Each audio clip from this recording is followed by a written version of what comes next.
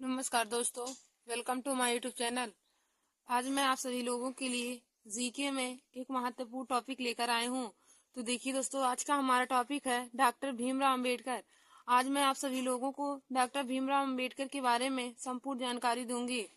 तो देखिए दोस्तों, आज का हमारा यह वीडियो जीके के लिए और पॉलिटी में बहुत ही महत्वपूर्ण है, क्योंकि पॉलिटी में डॉक्टर भीमराव अंबेडकर से संबंधित बहुत ही क्वेश्चन पूछे जाते हैं। क्योंकि देखिए दोस्तों, डॉक्टर भीमराव अंबेडकर को संविधान का पिता कहा जाता है। संविधान का जनक डॉक्टर भीमराव अंबेडकर को माना जाता है। इसलिए पॉलिटी में डॉक्टर भीमराव अंबेडकर के जन्म, मृत्यु, इनकी भाषा और इनकी निवास स्थान आदि से संबंधित बहुत ही क्वेश्चन पूछे जाते हैं। तो दोस्तों, आप लोग हमारे इस वीडियो को जरूर देख लीजिए और अपने दोस्तों में भी शेयर कर लीजिए। तो दोस्तों, पहले मैं आप लोगों को उनकी जीवन परिचय के बारे में बता देती हूँ, फिर हम आगे और बात करेंगे उनके बारे में। तो देखिए दोस्तों, पहले आप लोग देखेंगे परिचय, यहाँ हेडिंग डालेंगे, फिर उसके बाद लिखेंगे जन्म। हम आप लोग को बताएंगे कि उनका जन्म, मृत्यु, उनके बचपन का नाम, उनकी पत्नी, माता पिता, सबका नाम बताएंगे। तो दोस्तों, पहले आप लोग जन्म देखेंगे। तो देखिए, डॉक्टर भीमराव अम्बेडकर का जन्म 14 अप्रैल 1891 ईस्वी में महू यानी कि मध्य प्रदेश, इंदौर में जो है ब्रिटिश भारत में हुआ था। डॉक्टर भीमराव अंबेडकर का जन्म 14 अप्रैल 1891 ईस्वी में महू, मध्य प्रदेश, ब्रिटिश भारत में हुआ था, जिसे अब डॉक्टर अंबेडकर नगर की नाम से जाना जाता है। देखिए दोस्तों, डॉक्टर भीमराव अंबेडकर जी का जन्म 14 अप्रैल 1891 ईस्वी में महू यानी कि इंदौर में हुआ था। अब देखिए दोस्तों, महू का अब नाम बदलकर डॉक्टर अंबेडकर नगर रख दिया गया है। महू का नाम अब बदलकर डॉक्टर अंबेडकर नगर रख दिया गया है, क्योंकि वहाँ पे डॉक्टर भीमराव अंबेडकर जी का जन्म हुआ था, इसलिए अब उसका नाम डॉक्टर अंबेडकर नगर रख दिया गया है। फिर देखेंगे दोस्तों हम आगे बचपन का नाम, कि उनके बचपन का नाम क्या था। तो देखिए दोस्तों, डॉक्टर भीमराव अंबेडकर जी के बचपन का नाम भीमा, भीवा और भीमराम था। डॉक्टर भीमराव अंबेडकर के बचपन का नाम भीमा, भीवा और भीमराव था। फिर हम आगे देखेंगे उनकी पत्नी का नाम। तो देखिए दोस्तों, डॉक्टर भीमराव अंबेडकर की 2 पत्नी थी, और हमारे पहली पत्नी का नाम रामाबाई अंबेडकर और दूसरी पत्नी का नाम डॉक्टर सविता अंबेडकर था। डॉक्टर भीमराव अंबेडकर की 2 पत्नियां थीं, जिनमें एक पत्नी रामाबाई अंबेडकर और दूसरा डॉक्टर सविता अंबेडकर थी। तो देखिए दोस्तों, उनकी पत्नियों का नाम रामाबाई अंबेडकर और डॉक्टर सविता अंबेडकर था। फिर हम आगे देखेंगे उनके बच्चे का क्या नाम था। तो डॉक्टर भीमराव अंबेडकर जी के बच्चे का नाम यशवंत साहब अंबेडकर था। भीमराव अंबेडकर जी के बच्चे का नाम यशवंत साहब अंबेडकर था। और देखिए दोस्तों, डॉक्टर भीमराव अंबेडकर की मृत्यु कब हुई थी। तो उनकी मृत्यु 6 दिसंबर 1956 ईस्वी को हुआ था। डॉक्टर भीमराव अंबेडकर जी का मृत्यु 6 दिसंबर 1956 ईस्वी में हुआ था। फिर हम आगे देखेंगे निवास स्थान, कि उनका निवास स्थान कहाँ था। तो दोस्तों, डॉक्टर भीमराव अंबेडकर जी का निवास स्थान राजगिरी, जो मुंबई में है, वहीं पे था। उनका निवास स्थान राजगिरी मुंबई में था।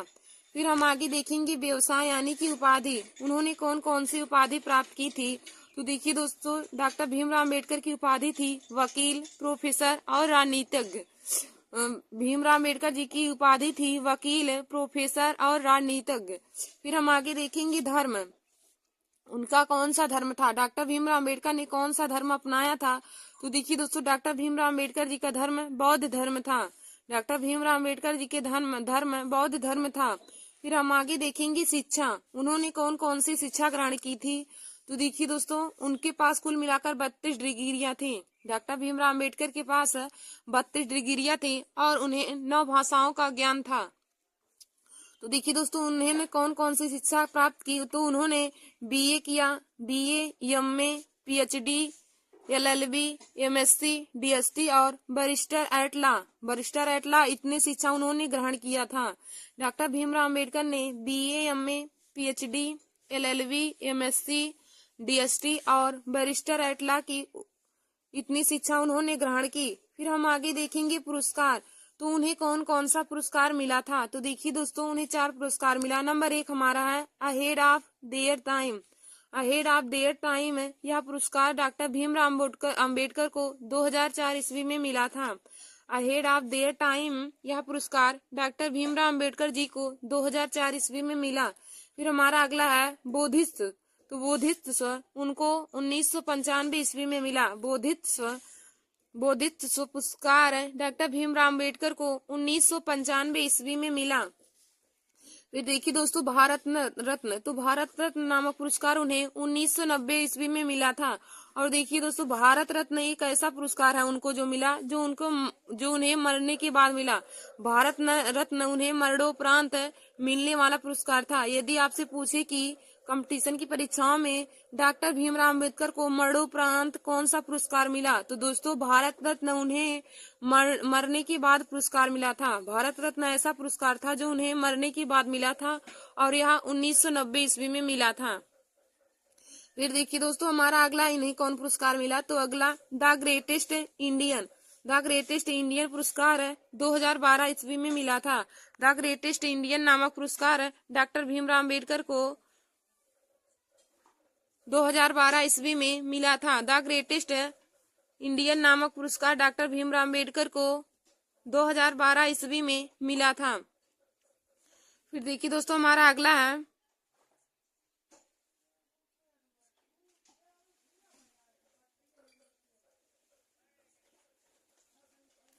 फिर हम आगे देखेंगे माता पिताजी का नाम, उनकी माता और पिता का नाम। तो देखिए दोस्तों डॉक्टर भीमराव अम्बेडकर की माता का नाम भीमाबाई अम्बेडकर और उनके पिता का नाम रामजी राव अम्बेडकर था।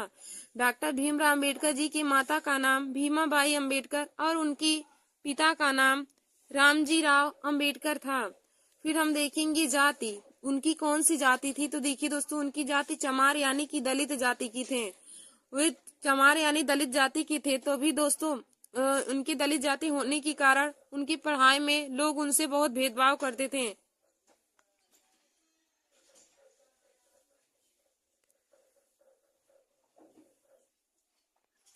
देखिए दोस्तों उनकी चमार जाति होने के कारण लोग उनसे बहुत ही भेदभाव करते थे। उन्हें कमरे में बैठकर पढ़ने नहीं देते थे, बल्कि उन्हें वे खिड़की पर बैठ करके पढ़ते थे।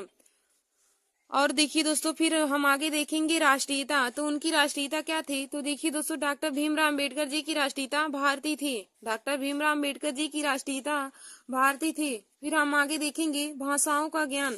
तो देखिए दोस्तों डॉक्टर भीमराव अम्बेडकर जी को 9 भाषाओं का ज्ञान था।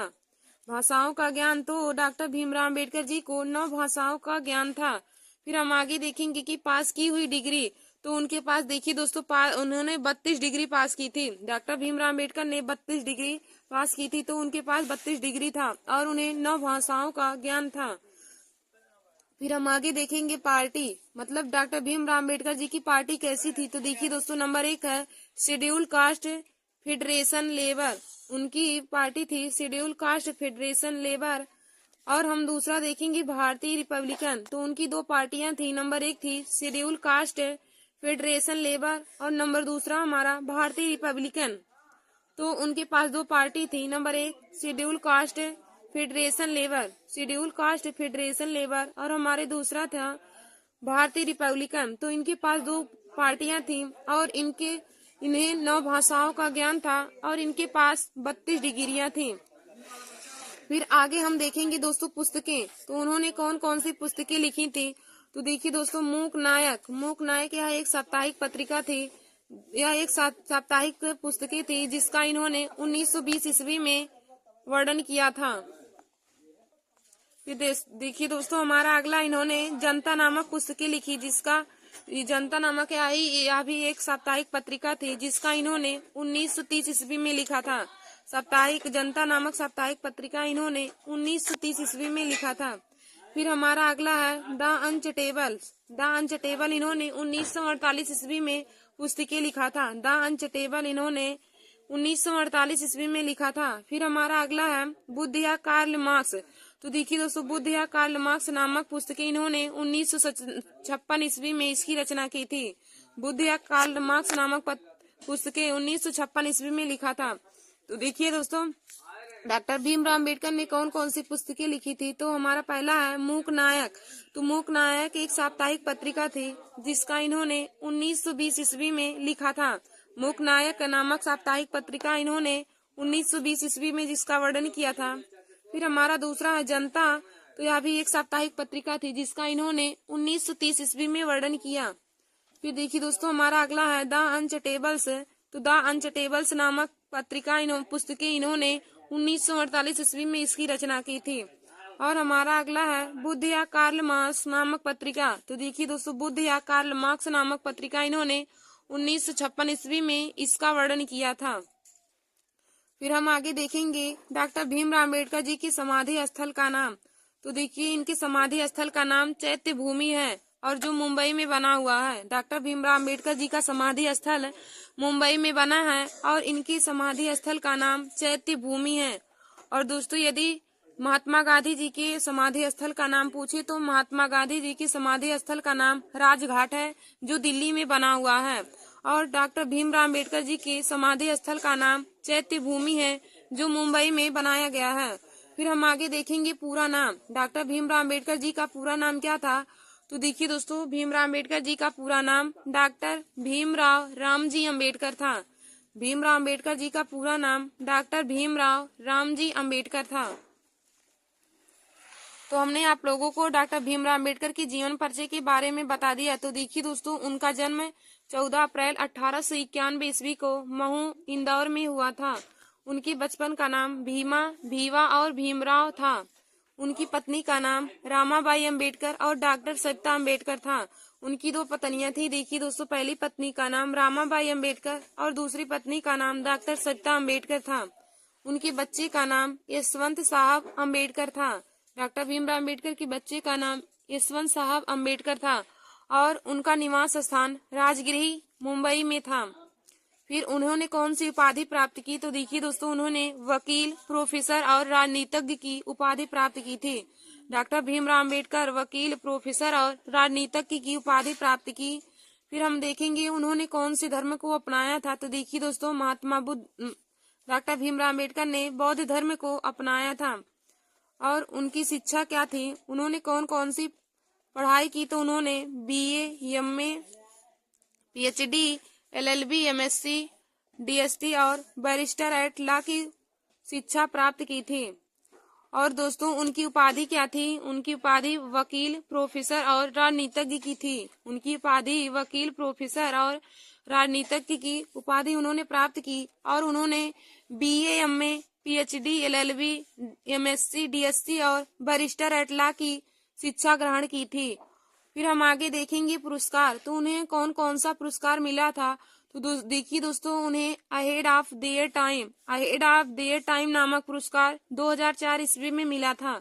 डॉक्टर भीमराव अम्बेडकर जी को अहेड ऑफ देयर टाइम नामक पुरस्कार सन 2004 ईस्वी में मिला था।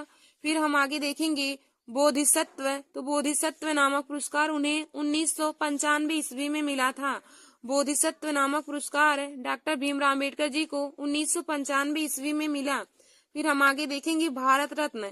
तो देखिए दोस्तों भारत रत्न नामक पुरस्कार उन्हें 1990 ईस्वी में मिला था।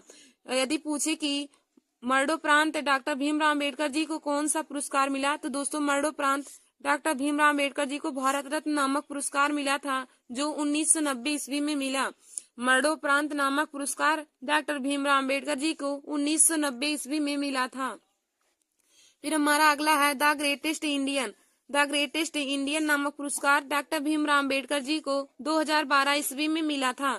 द ग्रेटेस्ट इंडियन नामक पुरस्कार डॉक्टर भीमराव अम्बेडकर जी को 2012 ईस्वी में मिला था। फिर देखिए दोस्तों हमारा अगला क्या होगा, उनकी माता तथा पिताजी का नाम। उनके माता तथा पिता का नाम। तो देखिए दोस्तों डॉक्टर भीमराव अम्बेडकर की माता का नाम श्रीमती भीमाबाई अम्बेडकर था। उनकी माता का नाम भीमाबाई अम्बेडकर और उनके पिताजी का नाम रामजी राव अम्बेडकर था। डॉक्टर भीमराव अम्बेडकर जी के माता का नाम भीमाबाई अम्बेडकर तथा उनके पिता का नाम रामजी राव अम्बेडकर था। फिर हम आगे देखेंगे जाति। उनकी जाति कौन सी थी। तो देखिए दोस्तों डॉक्टर भीमराव अम्बेडकर चमार जाति यानी दलित जाति की थे और उनके इन्हें दलित जाति होने के कारण लोग उनसे बहुत ही भेदभाव और छुआछूत करते थे। दोस्तों भीमराव अम्बेडकर जी को रूम में बैठकर पढ़ने नहीं देते थे बल्कि वे जंगले के पास या खिड़की के पास बैठकर पढ़ते थे। भारतीय लोग उनके साथ, अंग्रेज लोग बहुत ही उनके साथ छुआछूत किए हैं और उन्होंने छुआछूत के भेदभाव को ही खत्म कर दिया था। फिर देखिए दोस्तों फिर हम आगे देखेंगे उनकी राष्ट्रीयता कैसी थी। तो डॉक्टर भीमराव अंबेडकर जी की राष्ट्रीयता भारतीय थी। डॉक्टर भीमराव अंबेडकर जी की राष्ट्रीयता भारतीय थी। फिर हम आगे देखेंगे भाषाओं का ज्ञान। तो उन्हें कितनी भाषाओं का ज्ञान था। तो देखिए दोस्तों, डॉक्टर भीमराव अंबेडकर जी को 9 भाषाओं का ज्ञान था। डॉक्टर भीमराव अंबेडकर जी को 9 भाषाओं का ज्ञान था। फिर हम आगे देखेंगे पास की हुई डिग्री। उन्होंने 32 डिग्रियां पास की थी। डॉक्टर भीमराव अंबेडकर ने 32 डिग्रियां पास की। फिर हम आगे देखेंगे पार्टी। तो उनकी पार्टी कौन कौन सी थी। तो देखिए दोस्तों, उनकी 2 पार्टियां थी। नंबर 1 की शेड्यूल कास्ट फेडरेशन लेवल। एक पार्टी का नंबर 1 हमारा है शेड्यूल कास्ट फेडरेशन लेवल। फिर उनकी दूसरी पार्टी क्या थी, भारतीय रिपब्लिकन। उनकी दूसरी पार्टी भारतीय रिपब्लिकन थी। फिर दोस्तों हम आगे देखेंगे पुस्तकें। तो उन्होंने कौन कौन सी पुस्तकें की रचना की है। तो देखिए दोस्तों, उन्हें नंबर 1 पुस्तकें उनकी मूक नायक एक साप्ताहिक पुस्तकें है, जिसका उन्होंने 1920 ईस्वी में वर्णन किया है। मूक नायक नामक पुस्तकें उन्होंने 1920 ईस्वी में वर्णन किया है। फिर हमारा दूसरा है जनता। तो जनता नामक साप्ताहिक पुस्तकें उन्होंने 1930 ईस्वी में वर्णन किया है। फिर हमारा अगला है द अनचटेबल्स। तो देखिए दोस्तों, द अनचटेबल्स नामक पुस्तकें उन्होंने 1948 ईस्वी में लिखा है या फिर उसका वर्णन किया है। फिर हम आगे देखेंगे बुद्ध या कार्ल मार्क्स। तो देखिए दोस्तों, बुद्ध या कार्ल मार्क्स नामक पुस्तकें उन्होंने 1956 ईस्वी में वर्णन किया है। फिर देखिए दोस्तों, हम आगे देखेंगे समाधि स्थल का नाम। तो डॉक्टर भीमराव अंबेडकर जी की समाधि स्थल का नाम चैत्य भूमि है। डॉक्टर भीमराव अंबेडकर जी की समाधि स्थल का नाम चैत्य भूमि है, जो मुंबई में है। यदि भीमराव अंबेडकर जी की समाधि स्थल का नाम पूछे तो देखिए दोस्तों, उनकी समाधि स्थल का नाम चैत्य भूमि है, जो मुंबई में बना हुआ है। और यदि महात्मा गांधी जी की समाधि स्थल का नाम पूछे तो उनकी समाधि स्थल का नाम राजघाट है, जो नई दिल्ली में बना हुआ है। फिर देखिए दोस्तों, हमारा आगे है उनका पूरा नाम। तो डॉक्टर भीमराव अंबेडकर जी का पूरा नाम डॉक्टर भीमराव रामजी अंबेडकर है। डॉक्टर भीमराव अंबेडकर जी का पूरा नाम डॉक्टर भीमराव रामजी अंबेडकर है। तो दोस्तों, मैंने आप सभी लोगों को डॉक्टर भीमराव अंबेडकर जी का जीवन परिचय के बारे में बता दिया है। अब हम उनके बारे में आगे आप लोग को बताएंगे। देखिए दोस्तों, उनके साहित्यिक जीवन के बारे में हम आप लोगों को आगे बताएंगे। तो आप लोग हेडिंग डाल लीजिए डॉक्टर भीमराव अंबेडकर जी का साहित्यिक जीवन। अब हम आप लोगों को डॉक्टर भीमराव अंबेडकर के बारे में पूरा बताएंगे। देखिए दोस्तों, भीमराव अंबेडकर एक भारतीय न्यायविद, अर्थशास्त्री, समाज सुधारक और राजनीतिज्ञ थे। डॉक्टर भीमराव अंबेडकर एक भारतीय न्यायविद, अर्थशास्त्री, समाज सुधारक और एक राजनीतिज्ञ थे। इन्हें भारत के संविधान का प्रमुख वास्तुकार माना जाता है। डॉक्टर भीमराव अंबेडकर जी को भारतीय संविधान का मुख्य वास्तुकार माना जाता है। यह विदेश में अर्थशास्त्र में डॉक्टरेट की पढ़ाई करने वाले भारत के पहले भारतीय थे। पढ़ाई करने वाले प्रथम भारतीय थे। देखिए दोस्तों, यदि पूछे कि विदेश में अर्थशास्त्र में डॉक्टरेट की पढ़ाई करने वाले प्रथम भारतीय कौन थे, तो आप लोग बताएंगे भीमराव अंबेडकर जी। भीमराव अंबेडकर पहले व्यक्ति थे जो विदेश में अर्थशास्त्र में डॉक्टरेट की पढ़ाई करने वाले प्रथम भारतीय थे। फिर हम आगे देखेंगे इनका जन्म महू इंदौर में हुआ था। इनका जन्म महू इंदौर में हुआ था 14 अप्रैल 1891 ईस्वी को। 14 अप्रैल 1891 ईस्वी को इनका जन्म महू इंदौर में हुआ था। इन्होंने 1947 से 1951 तक भारत सरकार के पहले कानून मंत्री के रूप में कार्य किया है। देखिए दोस्तों, डॉक्टर भीमराव अंबेडकर 1947 से 1951 तक भारत सरकार के पहले कानून मंत्री के रूप में कार्य किया है तथा इन्होंने दलित बौद्ध आंदोलन को प्रेरित किया व अछूतों के प्रति सामाजिक भेदभाव के खिलाफ अभियान चलाया है। इन्होंने दलित बौद्ध आंदोलन को प्रेरित किया व अछूतों के प्रति सामाजिक भेदभाव के खिलाफ अभियान चलाया है। फिर देखिए दोस्तों, हमारा अगला क्या आगे हम देखेंगे कि इन्होंने 1935 में गवर्नमेंट लॉ कॉलेज मुंबई में प्रिंसिपल के तौर पर 2 साल तक कार्य किया है। देखिए दोस्तों, डॉक्टर भीमराव अंबेडकर 1935 ईस्वी में गवर्नमेंट लॉ कॉलेज नामक कॉलेज में मुंबई में प्रिंसिपल के तौर पर 2 साल तक काम किया है। फिर 1936 ईस्वी में स्वतंत्र लेबर पार्टी की स्थापना की। 1936 में स्वतंत्र लेबर पार्टी की स्थापना की। फिर देखिए दोस्तों 29 अगस्त 1947 ईस्वी को इन्हें संविधान की मसौदा यानी कि प्रारूप समिति का अध्यक्ष चुना गया। 29 अगस्त 1947 ईस्वी को डॉक्टर भीमराव अम्बेडकर जी को मसौदा यानी कि जिसे हम प्रारूप समिति भी कहते हैं। यदि पूछे कि मसौदा समिति को और किस नाम से जाना जाता है तो देखिए दोस्तों मसौदा समिति का अन्य नाम प्रारूप समिति है। या प्रारूप समिति को पूछे कि प्रारूप समिति को और किस समिति के नाम से जानते हैं तो प्रारूप समिति को मसौदा समिति के नाम से जानते हैं। तो आप लोग इसे जरूर नोट कर लीजिए। तो देखिए दोस्तों 29 अगस्त 1947 ईस्वी को इन्हें संविधान की मसौदा यानी कि प्रारूप समिति का अध्यक्ष चुना गया। यदि पूछे कि डॉक्टर भीमराव अम्बेडकर जी को मसौदा समिति का अध्यक्ष कब चुना गया तो आप लोग बताएंगे 29 अगस्त 1947 ईस्वी को। 29 अगस्त 1947 ईस्वी को डॉक्टर भीमराव अम्बेडकर जी को मसौदा समिति का अध्यक्ष चुना गया था। फिर देखिए दोस्तों हम आगे देखेंगे 1990 ईस्वी में इन्हें मरणोपरांत भारत रत्न से सम्मानित किया गया। 1990 ईस्वी में डॉक्टर भीमराव अम्बेडकर जी को मरणोपरांत भारत रत्न से सम्मानित किया गया। फिर लोकप्रिय रूप से इन्हें आधुनिक मनु के रूप में जाना जाता है। फिर हमारा आगे है इन्होंने लंदन में आयोजित तीनों गोलमेज सम्मेलन में भाग लिया है। डॉक्टर भीमराव अम्बेडकर लंदन में आयोजित तीनों गोलमेज सम्मेलन में भाग लिया है। यदि पूछे कि दोस्तों तीनों गोलमेज सम्मेलन में भाग लेने वाले कौन व्यक्ति थे तो दोस्तों तीनों गोलमेज सम्मेलन में भाग लेने वाले व्यक्ति डॉक्टर भीमराव अम्बेडकर जी थे। और यदि पूछे कि महात्मा गांधी ने कौन से गोलमेज सम्मेलन में भाग लिया तो दोस्तों महात्मा गांधी ने द्वितीय गोलमेज सम्मेलन में भाग लिया था। और यदि पूछे कि महात्मा गांधी द्वितीय गोलमेज सम्मेलन में भाग लेने के लिए कहाँ गए थे तो वे द्वितीय गोलमेज सम्मेलन में भाग लेने के लिए लंदन में गए थे। और दोस्तों यदि पूछे कि तीनों गोलमेज सम्मेलन में किस व्यक्ति ने भाग लिया था तो आप लोग बताएंगे डॉक्टर भीमराव अम्बेडकर एक ऐसे व्यक्ति थे जिन्होंने तीनों गोलमेज सम्मेलन में भाग लिया था। फिर हम आगे देखेंगे कि मुंबई में चैत्य भूमि इनके दाह संस्कार स्थल है।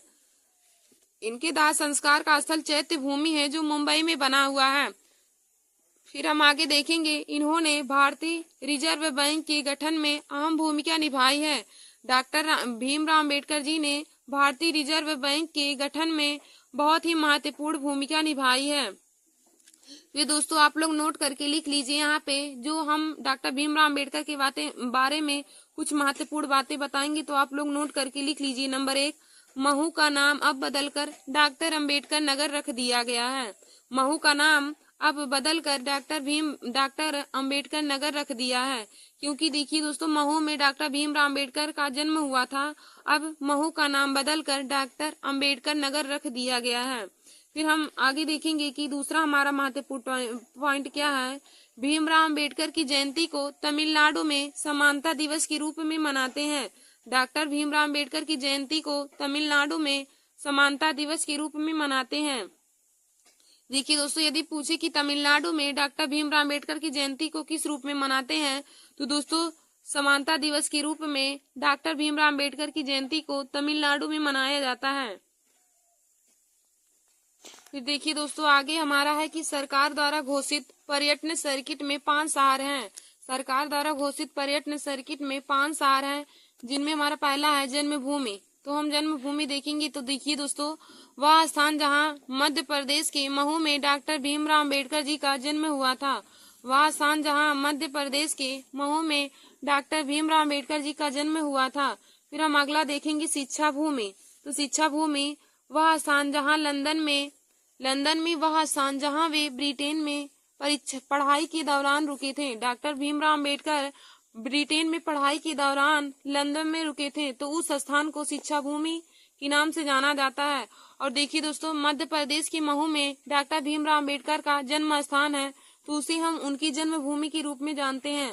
और उनकी शिक्षा भूमि कौन सी है तो शिक्षा भूमि लंदन में वह स्थान है जहां वे ब्रिटेन में पढ़ाई के दौरान रुके थे। फिर हम आगे देखेंगे कि दीक्षा भूमि किसे कहा जाता है तो देखिए दोस्तों, दीक्षा भूमि उसे कहा जाता है। नागपुर में वह स्थान जहां उन्होंने बौद्ध धर्म को अपनाया था। बौद्ध धर्म को जहां पर उन्होंने नागपुर में अपनाया था, तो उस स्थान को दीक्षा भूमि के नाम से जाना जाता है। फिर देखिए दोस्तों, महापरिनिर्वाण भूमि। तो महापरिनिर्वाण भूमि किसे कहा जाता है? तो दिल्ली में उनका निधन हुआ था, दिल्ली में उनका निधन स्थान है, तो उस स्थान को हम महापरिनिर्वाण भूमि कहते हैं। फिर दोस्तों हम आगे देखेंगे चैत्य भूमि। चैत्य भूमि किसको कहते हैं? तो वह स्थान जहां उनका दाह संस्कार हुआ था। तो दोस्तों उनका दाह संस्कार मुंबई में हुआ था, तो उस स्थान को हम उनकी चैत्य भूमि के नाम से जानते हैं। धन्यवाद दोस्तों। ऐसे हमारे वीडियो को देखने के लिए आप सभी लोग हमारे YouTube channel Nancy success classes को सब्सक्राइब कर लीजिए और अपने दोस्तों में शेयर करना ना भूलिए। तो देखिए दोस्तों, आज मैंने आप सभी लोगों को डॉक्टर भीमराव अम्बेडकर के बारे में संपूर्ण जानकारी दे दी है। तो दोस्तों आप लोग इसे अपने कॉपी में जरूर नोट कर लीजिए, क्योंकि डॉक्टर भीमराव अम्बेडकर के जन्म जीवन परिचय के बारे में जानना बहुत ही महत्वपूर्ण है।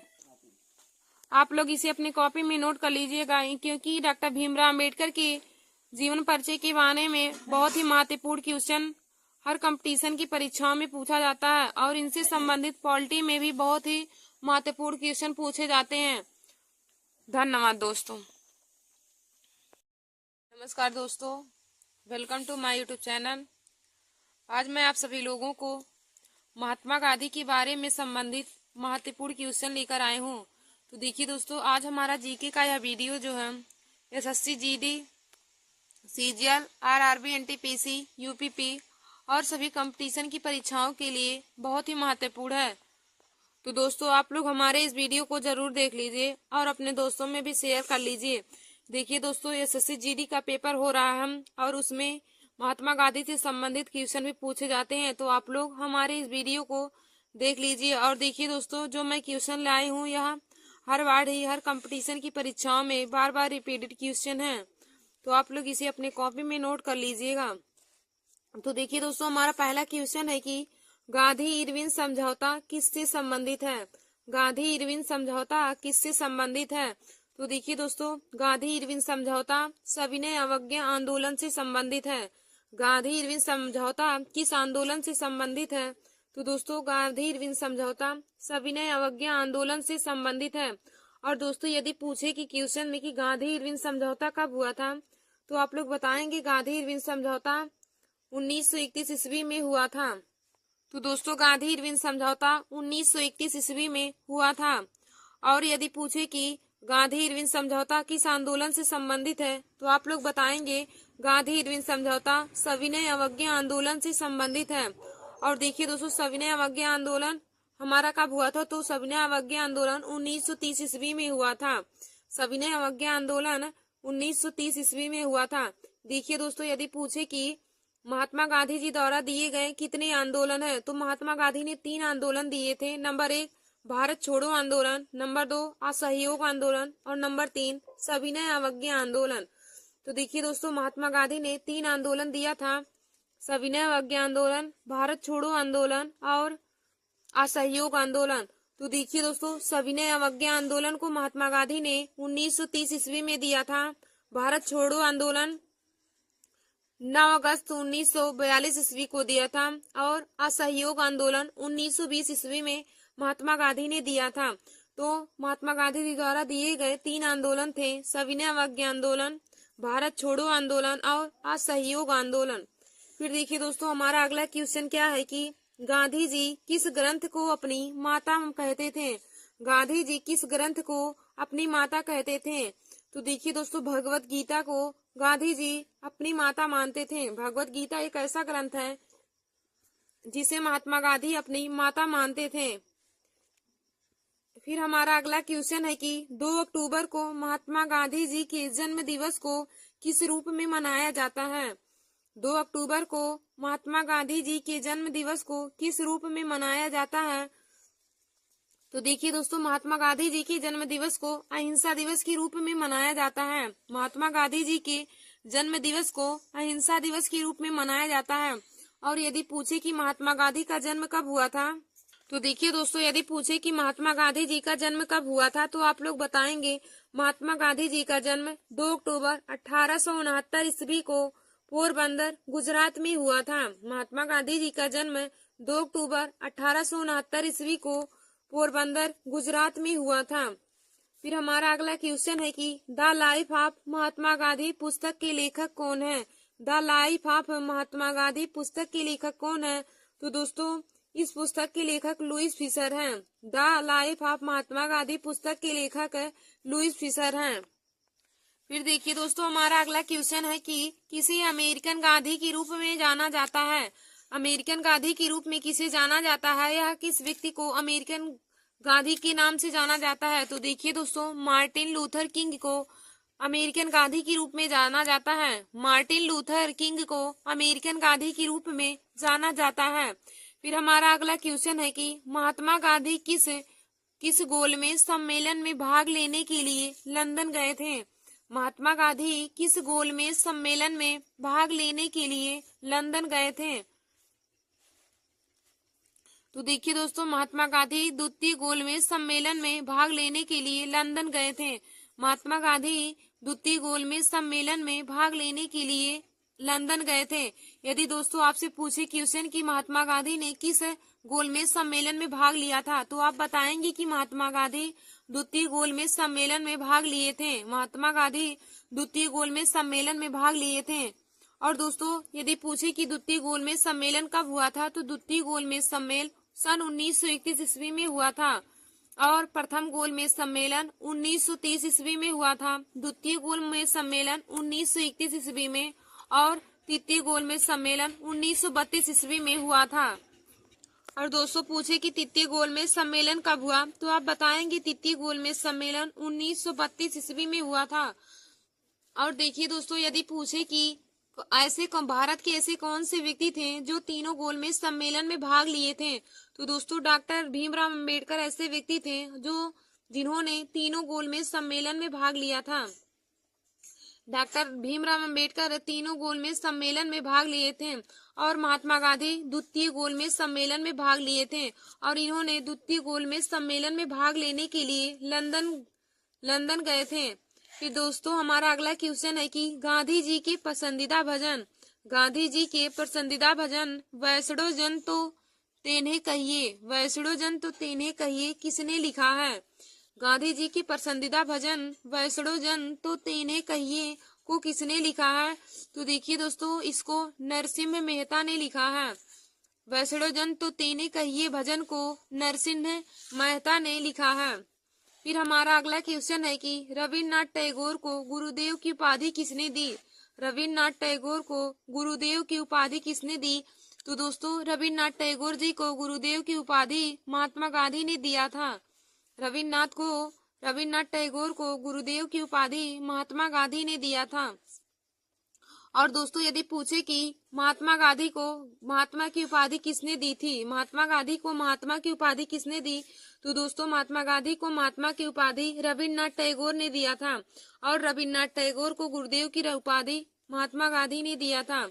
देखिए दोस्तों यदि हमें से क्वेश्चन पूछे कि भारत के प्रथम पुरुष कौन थे जिन्होंने नोबेल पुरस्कार प्राप्त किया, भारत के प्रथम नोबेल पुरस्कार प्राप्त करने वाले प्रथम व्यक्ति कौन थे, तो आप बताएंगे कि रविन्द्रनाथ टैगोर भारत के प्रथम नोबेल पुरस्कार प्राप्त करने वाले प्रथम भारतीय व्यक्ति थे। रविन्द्रनाथ टैगोर प्रथम नोबेल पुरस्कार प्राप्त करने वाले पुरुष थे। और यदि दोस्तों पूछे कि भारत की प्रथम महिला जिन्होंने नोबेल पुरस्कार प्राप्त किया, तो भारत की प्रथम महिला जिन्होंने नोबेल पुरस्कार प्राप्त किया वह मदर टेरेसा थी।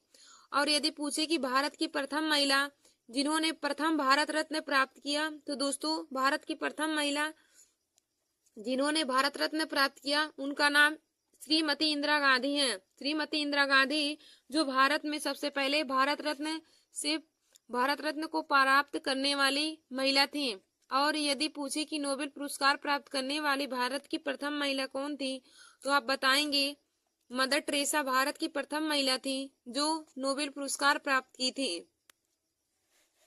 फिर देखिए दोस्तों हमारा अगला क्वेश्चन दिया है कि गांधी ने किसे पोस्ट डेटेड चेक कहा है। गांधी जी ने किसे पोस्ट डेटेड चेक कहा है, तो देखिए दोस्तों क्रिप्स प्रस्ताव को महात्मा गांधी ने पोस्ट डेटेड चेक कहा है। फिर हमारा अगला क्वेश्चन है कि करो या मरो नारा का संबंध किस आंदोलन से है। करो या मरो नारा का आंदोलन करो या मरो का नारा करो या मरो नारे का संबंध किस आंदोलन से है। तो देखिए दोस्तों, करो या मरो नारे का संबंध भारत छोड़ो आंदोलन से है।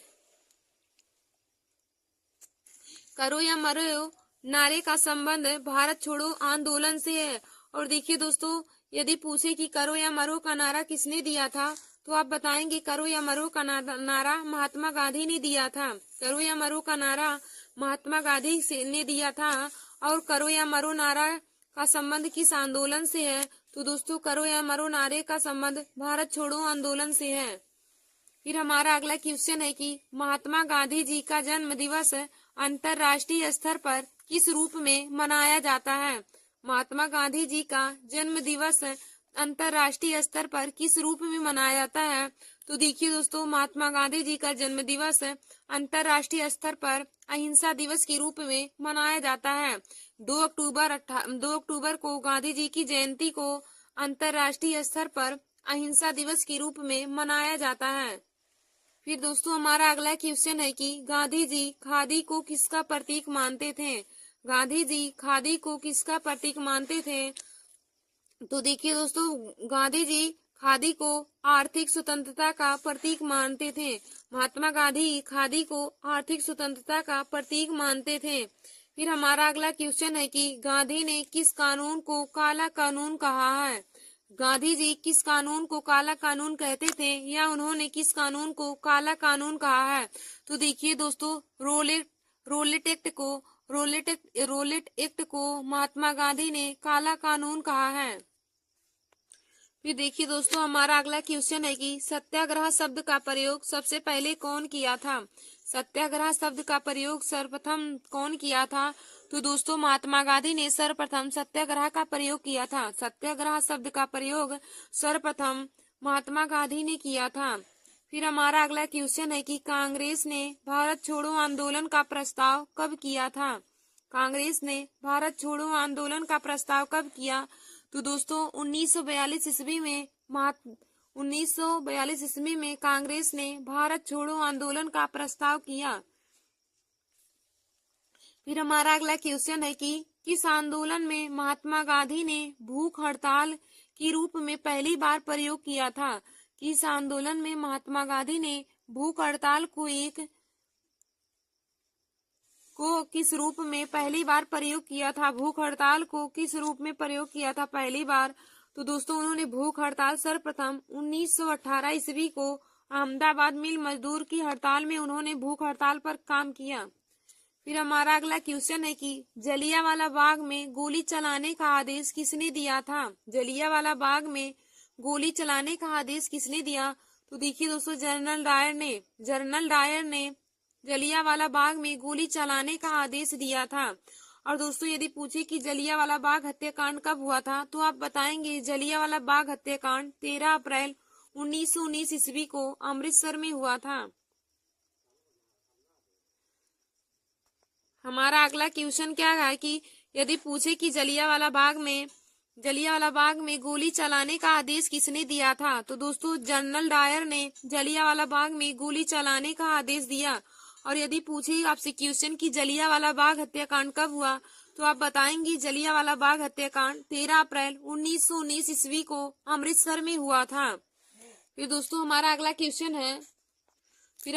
क्वेश्चन है भारत और पाकिस्तान का विभाजन किस योजना के अंतर्गत हुआ था। भारत और पाकिस्तान का विभाजन किस योजना के अंतर्गत हुआ। तो देखिए दोस्तों, माउंटबेटन योजना के अनुसार माउंटबेटन योजना के अंतर्गत भारत और पाकिस्तान का विभाजन हुआ था। माउंटबेटन योजना के अंतर्गत भारत और पाकिस्तान का विभाजन हुआ था। फिर हमारा अगला क्वेश्चन है कि जलियांवाला बाग हत्याकांड के समय वायसराय कौन था। जलियांवाला बाग हत्याकांड के समय वायसराय कौन था। तो देखिए दोस्तों, Lord James Ford Jallianwala Bagh हत्याकांड के समय वायसराय थे।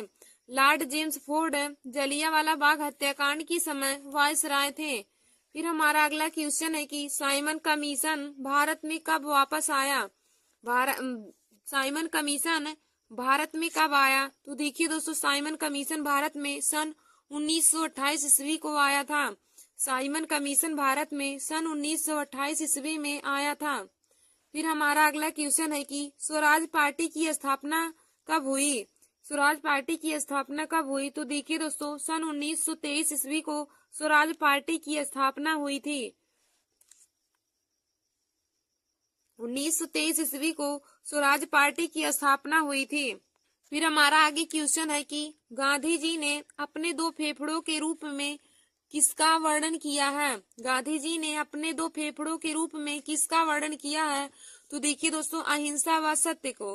अहिंसा व सत्य का प्रयोग उन्होंने अपने दो फेफड़ों के रूप में किया है। अहिंसा और सत्य को उन्होंने अपने फेफड़ों के रूप में प्रयोग किया है। फिर हमारा अगला क्वेश्चन है कि गांधी जी के साथ नमक सत्याग्रह का नेतृत्व किसने किया? गांधी जी के साथ नमक सत्याग्रह का नेतृत्व किसने किया? तो दोस्तों, सरोजिनी नायडू ने किया था। महात्मा गांधी जी के साथ नमक सत्याग्रह का नेतृत्व सरोजिनी नायडू ने किया था।